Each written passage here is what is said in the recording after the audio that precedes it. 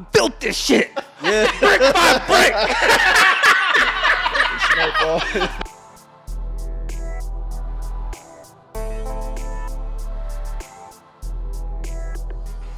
What is up, everyone, and welcome to a special episode of Empower 610, where we Powering minds, one episode at a time. Nyce, what we talking about today? What are we talking about today? That's a really important question that I have failed to answer. However, this is a really special guest because I'm just playing. It's one of my brothers from another mother. We go way back. How many years? It's got to be at least 20. At least high school. Sheesh. Yeah, so this is one of my brothers. I had to hit him up because my man's he's about to move away, so we had to catch him real quick before he moves again. But he'll probably be going on tour, but I'll let him fill y'all in on who he is. But this is my brother right here, Jimmy, aka Mitch. Know what I'm saying? Paid in full energy, but take a moment and introduce yourself to the people, brother. First of all, I want to appreciate you guys having me on here. First guest, that's dope. I'm born and raised in Allentown, man. Oldest of 7 brothers. Entrepreneur since 2011. We like that word. Yeah, we love that. Keep it going. Yeah, man. Graduate of Allen High School, class Gang. of 01. Gang. Husky pride. Yeah, father of 2 and just got married yesterday, man. Woo! Let's go. I got hype when he told me that, man. I got real hype, man. I love to hear that stuff. Yeah, appreciate it, man. Love that. So, yeah, we figured, obviously you and I go way back and I know your story, you know my story, and you've known about the podcast for a bit. And so I felt like it was going to be great for you to, tell a little bit about your story. Obviously it's 2023. I know what you do occupation-wise. I know the different hustle modes you've been in, things we've been in, but tell everyone about a little bit about what you do and how you arrived at, with what you're doing now. How'd you get started in, entrepreneurship? What got you interested? Right. So originally I was a former banker. Like I worked a regular 9-to-5 job. Started as a teller, became teller supervisor. But it got to a point where it's just like, you could only get to a certain level unless you got like X amount of degrees or, X amount of connections. Yep. And in the back of my mind, I always knew I wanted to be an entrepreneur. I didn't always want to work like a regular job. So Farmers Insurance, big company, they were just moving to the East Coast from California. And they moved to PA. I think it was 2011. They reached out to me and they offered me the opportunity to open up a franchise with them. A scratch agency, no salary, none of that. You're gonna be a business owner now, right? It's been 3 months since Sincerely Jones. I've been talking about this mixtape for over 10 years, telling everyone on the internet. Now I have all this pressure, these labels reaching out to me, rappers subbing me. I don't know if I can handle the pressure. You even listening? Bro, I'm not a therapist, but that is why this episode is sponsored by BetterHelp, The leading online therapy platform connecting you with over 30,000 licensed therapists. Communicate through video, audio, or unlimited messaging. BetterHelp offers you flexible options to communicate with your therapist. With a simple questionnaire, BetterHelp will match you with the right therapist for your specific needs in as little as 48 hours. Start your mental health journey today with BetterHelp. Go to betterhelp.com/empower610 for 10% off your first month of therapy with BetterHelp. That's betterhelp.com/empower610. Never owned a business in my life. I did 3 interviews with them. Saturday mornings, drove from here to KOP, King of Prussia. 3 interviews later, I took the leap. I left that 9-to-5. I gave them 2 weeks. I didn't even have my insurance license or anything. Gave my 2 weeks. Them 2 weeks that I took was to study, got my licenses, and then October 3rd, 2011, I officially started my agency, scratch agency. Started as a captive agent because I was only able to sell for Farmers Insurance. That was 2011. At the end of 2019, right before the pandemic hit, I sold that book of business just because I wanted to become an independent agent. Now as an independent agent, I have over 30 carriers that I sell for. I have a team that I'm growing. So that fast forward to 2023, that's where we're at now.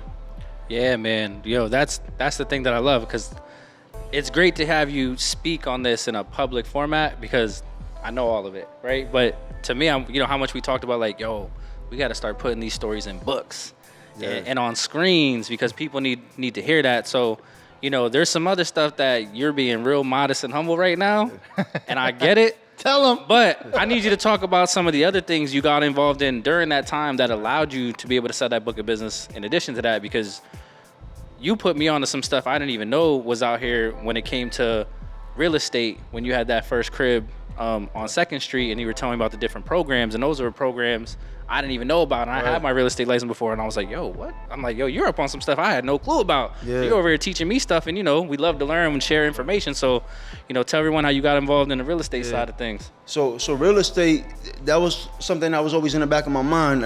It all started watching Flip This House, Texas, Armando, I think the Mexican cat.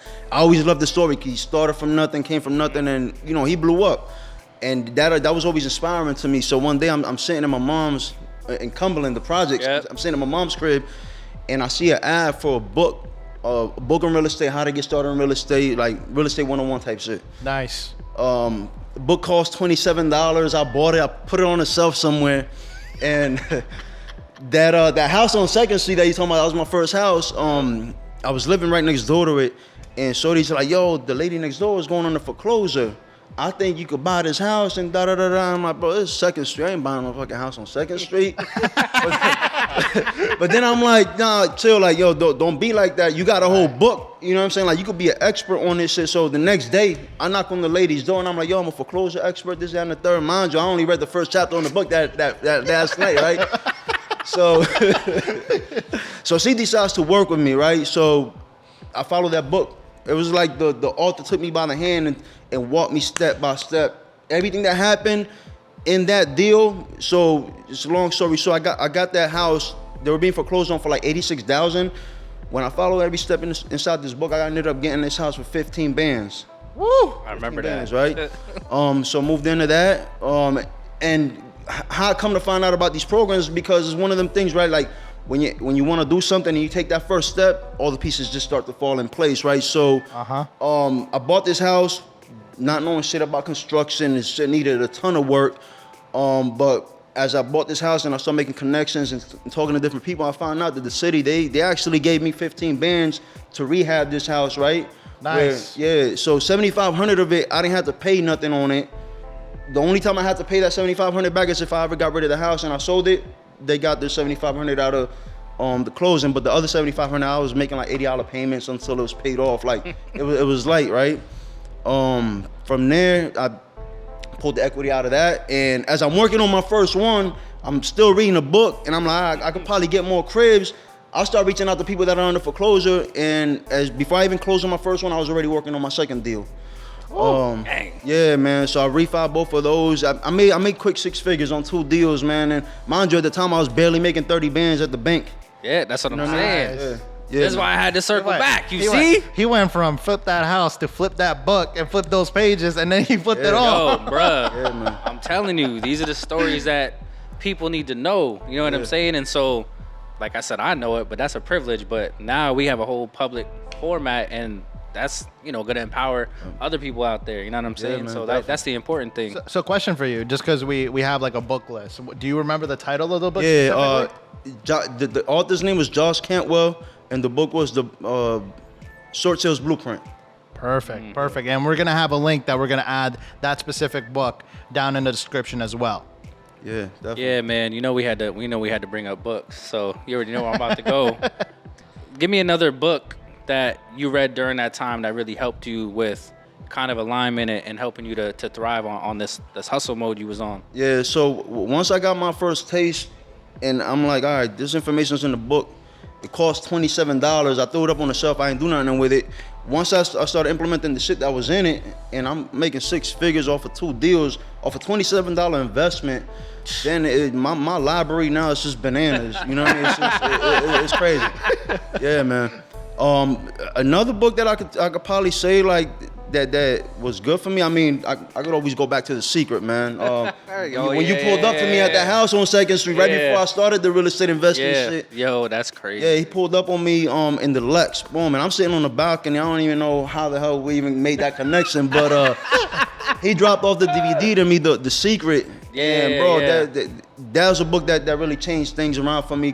Kind of like sent me down this trajectory where, shit, I started investing in real estate a few months later. You know what I mean? And shit, it was all rap after that. It's crazy how things that be right in front of you. Like you said, you had that book. Something told you to get that book, and then it's there, right? And it's like, I'll just brush it off, right?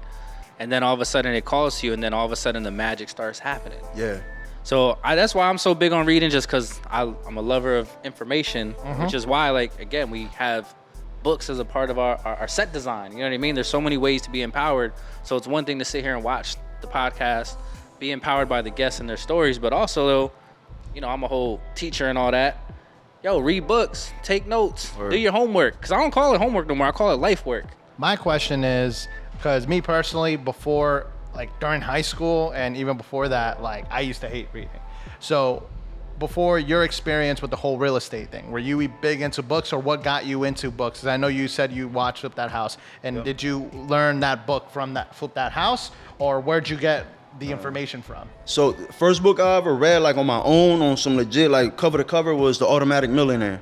The person who put me on to that, so one time I'm sitting at the bank job that I had, there was this cop, and he would always try to make conversation with me. And I'm like, bro, like, you a cop. Like, at that time, I'm young, right? And where I come from, like, you fuck with the cops, or what you talking to me for, bro? You know what I mean? So, look, but that dude ended up becoming a mentor to me. Even to this day, I still talk to them, you know what I mean? So he's like, yo, if there's any book that you would want to read, it's this one, The Automatic Millionaire by David Bach. That was the first book I ever bought, read cover to cover, and it really opened up my mind to like home ownership and pulling out equity and, you know, buying versus renting and all this other stuff. So that book really opened up my vision to that, and, you know, watching Flip This House and what's possible with real estate. You know, because coming up where we come from, bro, like we don't learn about that shit. We don't know anything about that. We don't learn, and if you don't know somebody that's into it, you're not having that conversation. And I like how he keeps saying it opened up my mind, because that's like our whole thing where we're saying, you know, we're spreading gems one episode at a time. Yeah. And that's the main reason why the whole concept of this whole podcast is really opening it up to people who maybe never took consideration, maybe open up one of these books, and one of those books may change the whole trajectory of your life. That's fact. Yo, you dig deep, at some point you're gonna find a gem, and it's gonna unlock something with it. And it'll find you. You know what I mean? Like, at the right time, the right information will fall in your lap, you know, if you're searching. And I think what's great about that story too, that I think is going to be helpful for other people, is throughout that process, you had to keep an open mind at some point. Like, think about that, because I remember when you worked at the bank, and you were like, you know, where we come from, you see a police officer, we feel away naturally, right? Yep. Right. Now I'm not like that anymore, but back then, you know, I've had some incidences where I wasn't doing nothing. Word. You know what I mean? So the fact that you had that engagement with that person, and it was our natural way to feel apprehensive. However, imagine if you stayed hard-headed, you would have blocked. Right. Literally, every blessing you just talked about would have been blocked. Yeah, man. That's crazy. That was a whole chain reaction, man. Word. Chain gang. Crazy. So after your real estate and then you get into insurance, where did you take it from there? Because I feel like just from hearing you talk about it, it seemed like at one point you made the switch and now you became this like milestone person. So like you started doing one milestone. First you bought your first house, then you're already thinking about the second one, then you're thinking about the third one, and now insurance. So how did you come up with those like baby steps and getting towards your goal? Man, that's a good question. It's just, you know, having a vision and knowing what you want, right? Having notebooks has always been a key for me. You know, because we could be digital all day and be on the phone. Yeah, you could do everything on your phone. You could write notes on your phone and all that, but nothing beats pen and paper, bro. It's a whole other thing, man. It's damn near magic. You know, you write some shit down and it just pops up on you. But you know, even while I was doing the insurance, I would still do like flips. You know what I mean? I'll probably do like 1 or 2 flips a year with my partners and shit like that. Now it's a little bit different, right? Because when I had that first agency, it was a grind where I would go to the office and I would go from sun up to sundown. Yo, there was nights where I would sleep in the office 2-3 nights in a row, right? I got kids now, bro. I don't got time to be behind the computer all day and sleeping in the office and all this other shit. So it's just about efficiency now, right? Automations and well, everybody talks about the AI stuff, you know, that's big now. I've been on this shit since like 2016 and automating a lot of the shit that's in the agency, so I don't have to be there sun up to sundown. I can actually have time for my sons, right? Because I have a 2 and a 1-year-old. These are the years that are crucial. Right. Legacy. Word, man. So the one thing I like that I keep hearing is like you keep having this open mind, and just because of that, having that open mind, you're also creating efficiencies and open to new solutions, because a lot of people will find one solution and get stuck in that way because they get comfortable. Even when they see a certain form of success, especially where we come from, like you get a certain type of success, you get to a certain level, you get comfortable, and then you just stagnate. But it sounds like with you, you're listening and are always aware of like, all right, how can I improve the way I'm running my business, the way I'm running my life, and how can I make this more efficient now for my family, which is super important. And we're going to get into that topic as well, because I think a lot of things that entrepreneurs really face is just balancing that work-life balance and trying to figure out how can I balance this with family, or how can I balance this with a love life and things along those lines. With you personally, on the come up, how did you find the time to balance everything? Yeah, so, I mean, I didn't have no kids, right? I didn't have my first son until I was like 36, 37 years old. So, like, my 20s, it was all about me. Like, I was selfish. I'm like, I'm not having no kids, no. I'm on there right now. You know what I mean? So, you know what I mean, though. There's some stuff I'm gonna talk about soon where I see that y'all are very similar. You don't even know what's about to happen. So, all the travel and all that shit, like, I got all that stuff out the way in my 20s, early 30s, you know, built businesses, flipped houses. Like, I did a lot of shit, man. Now you're in your 30s, you reached your certain goals. At what time did you think it was right for you to settle down? Man, just finding the right one, right? And clicking with that person. But also, you know, knowing like, all right, I'm about to be 40, right? If I don't have kids by 40, I'm just not gonna have them, period, you know? So I cut it kind of close. But yeah, just find the right one, man. That's what was right about her, I don't know. You know what I mean? But that's pretty much all it was, man. Just clicking with the right person and knowing, like, you know, if we're gonna have kids with somebody, you know, it's gonna be a forever thing, right? I hear that. So yeah, God did. And I think the most important part is just like having that patience to actually find the right one, because now in today's society, like, we have how many podcasts about relationships, man? Bruh. And how many TikToks giving like toxic advice? That and people not really spreading that positive like thing about like relationships and actually having a partner that will support you on the ride and understand you, because not everyone can be with an entrepreneur. Being with an entrepreneur and having to understand that this isn't a 9-to-5 gig. Bruh. That there's gonna be days that I gotta put extra work and it's not because I'm out there being whatever with the girls. business, I'm running a business. I'm doing a meeting, because me personally, like, I went through that. Through that. There was girls that I never like understood what you know, what the grind was and what really the effort that it took. So going to that level and then really having that patience, I think one of the things that with entrepreneurship that it kind of relays with just in your personal like love life and also with just your business and everything else, is just having that patience to have something that grows and really feed into it. And I think we talked about that a little bit on the last installment with, you know, your business being your baby. Like, you really have to cultivate this thing, right? And when he's talking about, you know, like, sleeping in his office, like, I know for a fact he not lying, because there's plenty of times we had some of our phone meetings bright and early in the morning. Nah, man, I slept in the office last night. I'm like, yo, I feel you. You had to get stuff done. You know what I mean? And as I was thinking about that, right away, what came to my mind was a movie we used to talk about all the time. Sure. Wolf on Wall Street. Wolf on Wall Street. Wolf on Main Street. Yeah. That was a thing. It was a nice little error. But, man, it's just like, you know, I hope people take away a lot from that, because I feel like there's so much to be extracted out of there. You know, I've had you come talk to some of my students, especially when they say, oh, I'm interested in real estate. There's no real estate at this school. Like, yeah, but I got friends. Right. I got more than enough people that are in real estate that I know personally. So I'm like, nah, you just gotta talk with this person. Let's set it up. They'll make time. You know, you gotta make time. You know what I'm saying? So that'd be the biggest thing. Where do you see yourself, 5 years from now? Because I know you're moving back down south and all that. Yeah, so moving back to Florida Monday. 5 years from now. The other thing that I just started venturing into new construction real estate. So yeah, so that's the main reason why I'm heading back down to Central Florida, not South Florida. Yeah. Central Florida, because we got a pretty big project going on up there Nice. in the Orlando area. So I want to be able to touch that and be close, be nearby. But yeah, 5 years, hopefully, a couple hundred units under my belt, big ass portfolio for my sons. We got 54 units going up right now as we speak, man. Legacy right Let's there. go. Show. Yeah. Now, if you were to meet your younger self, and this is the question that I asked Nyce in the last episode, right?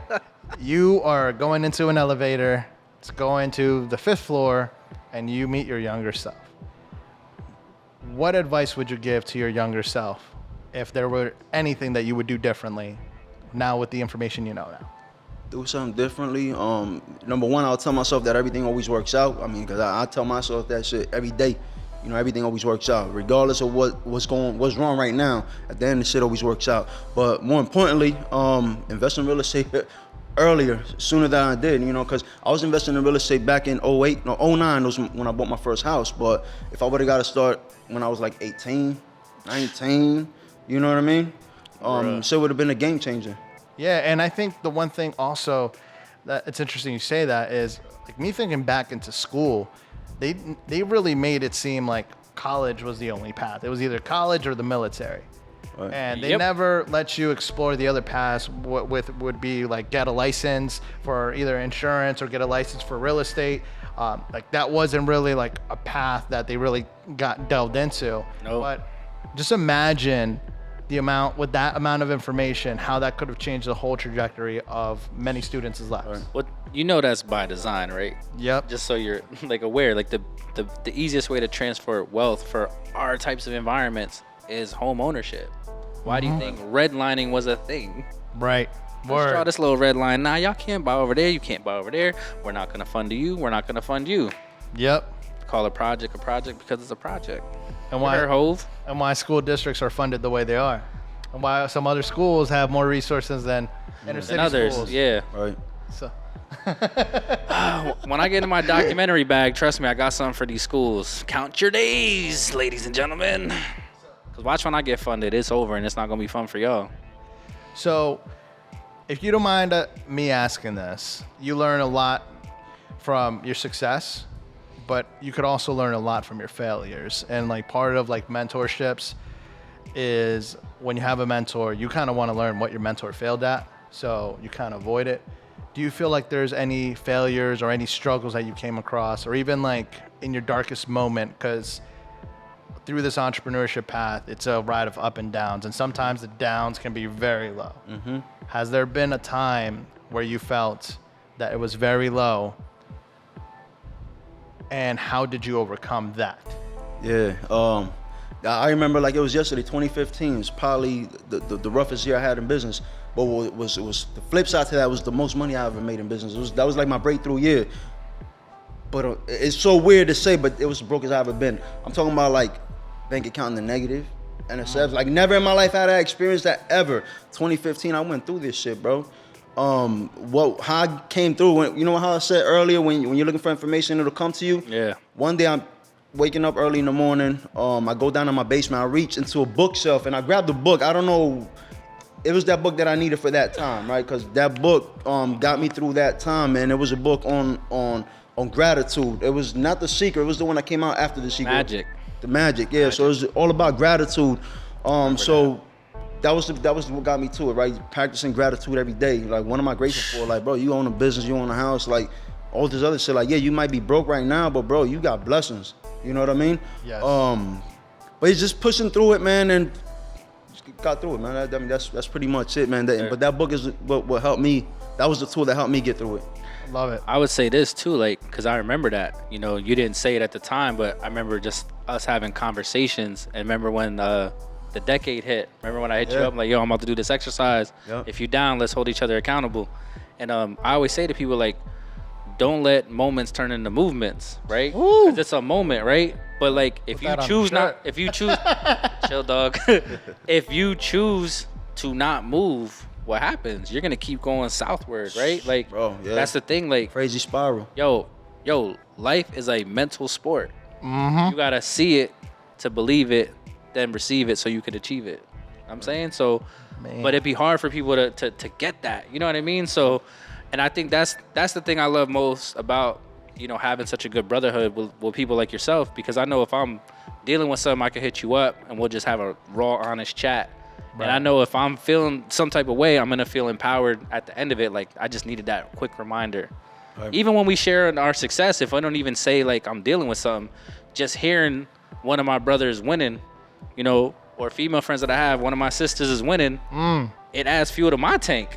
Right. That's why I don't understand why people be hating on other people. Dog, there's people I ain't even cool with no more.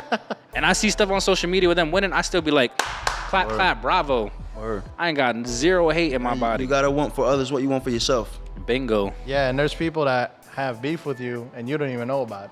Bruh, I dealt with that in sales a lot. I'd be like, yo, I got smoke with another sales rep here when I'm out here just doing what's right. You're concerned about your goals. They're concerned about yours. Right, that's weird. It's literally always been me versus me. Exactly. That's it. Right. But, That you should know, be. it's how it should be, right? It ain't that hard. And I love we're talking about investing, and as I'm cracking up in my head, you're talking about real estate investment, and you got the investing shirt on. So I thought that was like super fitting as part of the, you know, the intentional design of things. Very fitting. So I love that. It's another key though. You know, I've been on to spend 10, 20 bands a year on mentorship and courses and just always learning. Facts. So, you know, so this hit home. When I saw this, you know, I was like, that's the one that I want. I hear that. I invest in myself. That's why I bought it, because I was like, I like it. See, look at that. That's Yo, the best y'all both investment. got the same shirt. I'm telling That's you. the best investment. Y'all similar. Just saying. I know both of y'all pretty well. So I think we hit the hip hop segment of Empower 610's guests. The hip hop segment. Would you like to hit him with a nice little hip hop question? Yeah, because, you know, we've definitely talked music. We've embedded music into some of our projects. So, like, right now, what are you listening to right now? What were you playing on the way here? On the way here, so I could look on my YouTube shit. It's Bad Bunny's new shit. Where she's at, I had a feeling. Yeah. That Jersey one. Was it? Where She Goes, The God Hour. I've had that shit on repeat. ASAP. And some Kodak Walk Spin. That's my son's shit. Yeah. That Spin song. Yeah. My son Amir loves it, so I'd be having that shit on repeat, man. So I hear that. We're gonna add that to the Empower Hip Hop playlist. Make sure you follow it on Spotify. Yeah, we definitely got to hit our guests with that. So, favorite artist all time. Yeah. Favorite hip hop artist all time. GFK, Tony Starks. Yeah. I dig that. So what? Because, you know, I saw that and I knew that. Like, what got you so into Tony Starks? What was it that got to you? Like, was it when he was on the Wu-Tang albums, or was it It was solo project? way later than that, man. I didn't get put onto GFK till like the Big Doe Rehab. Okay. That album right there is probably like one of my all-time favorites. Just everything about Ghost, man. Even them big ass robes. I got big ass robes at the crib. I probably get that from him. You know what I mean? Just I love GFK, man. He's dope. He's dope. Yeah. Yeah. Super original too. You know what I mean? Did you watch the series on Hulu yet? I did, man. I can't get past the first episode. Listen, I don't want to trash it, but the old dirty bastard character is kind of annoying. Yeah. You know what I mean? But I heard it's good, so I just gotta jump back in and finish it out. Yeah, I liked it. I thought it was pretty. It started slow for me, but I feel like because I'm such a nerd when it comes to hip hop stuff, and I know so much, I'm like, it felt like it started slow, but it got better. I gotta jump liked into it. Yeah, but it's very interesting. So question for you. So, what would be your hip hop theme song during the come up of 20s and 30s, and what's your hip hop theme song now? it was definitely Dipset. That was the era. You know, Cam, Purple Haze, Woo! Diplomatic Immunity. You know what I mean? The red and blue disc. That blue disc was fire. Yeah, buddy.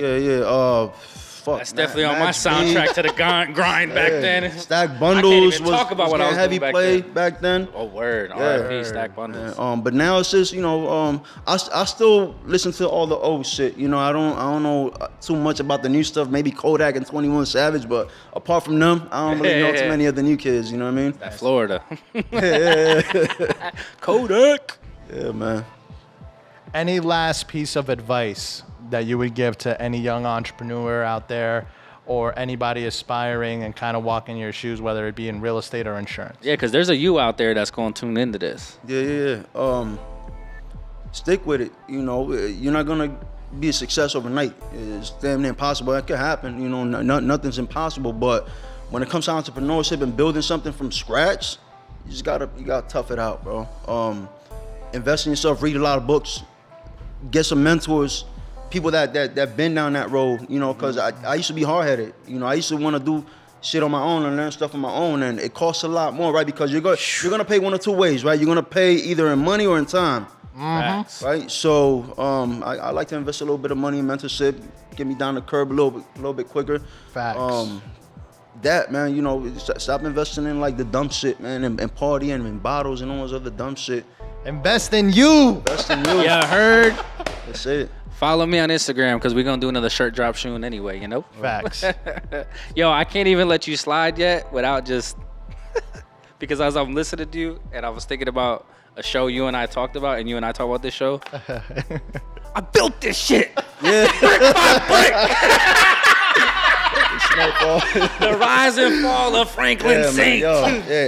In my version of Snowfall, Nah, Frank took off. He's flying the jet. Yeah, Bought the word. island. Yeah. He got the real estate portfolio popping. Word. I can't, man. That season 6, man, they can miss me with that bullshit. Yeah, man, that was some epic story, but I had to bring that up. If I didn't bring up Paid in Full, I had to. When I heard that, I was like, nah, man, brick by brick, real estate. Yeah. But yo, thank you again, bro. Peace and blessings. You already know. Yeah, nah, I'm definitely pulling up to Florida. Yeah. You know, my house is your house, man. You know it. So if anybody wants to get in contact with you, whether it be real estate, whether it be insurance, how can they reach you? WhatsApp is a good way to reach out to me, 813-530-8035. Or Instagram, God's Favorite Son, GODSFAVSON. Perfect. You heard it here first. This was Empower 610. Thank you so much. Remember to subscribe so we can keep this going. And thank you for tuning in.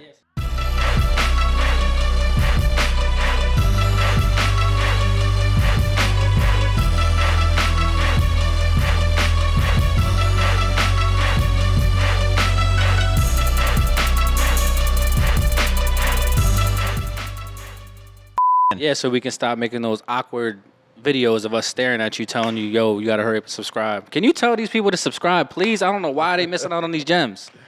Say subscribe. Hit that button. It's not that It's hard. not that hard, right? Or else we're just going to keep staring.